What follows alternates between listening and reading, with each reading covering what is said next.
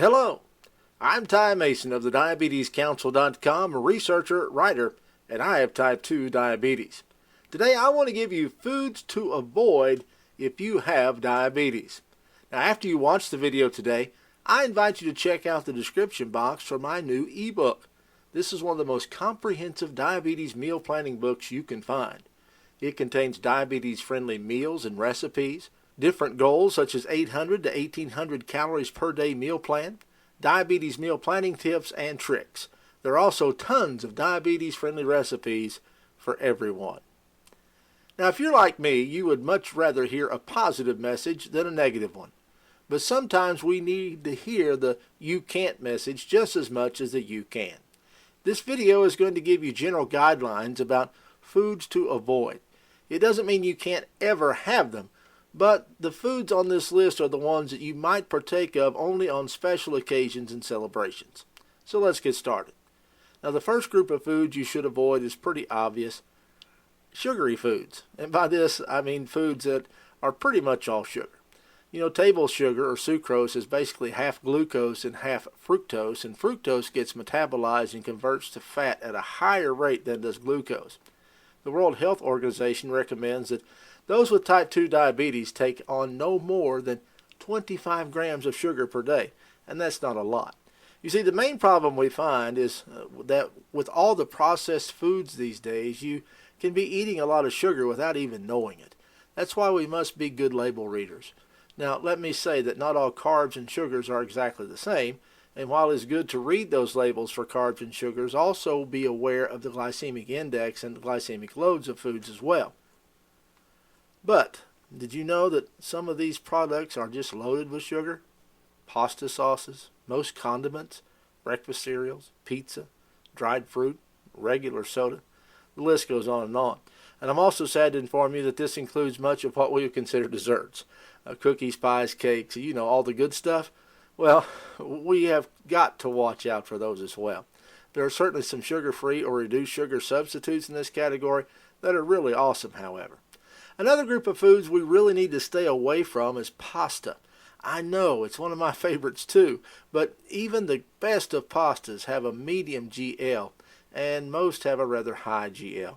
Even the whole grain pasta can be hard on the blood sugar, and those made with durum wheat can raise blood sugar as well.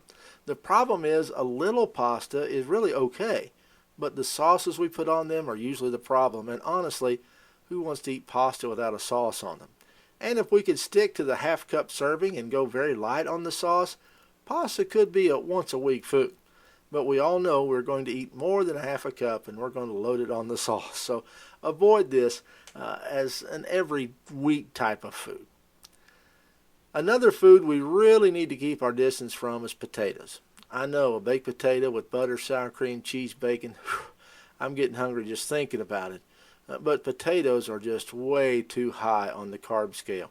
The GI scale and the GL scale, all are through the roof.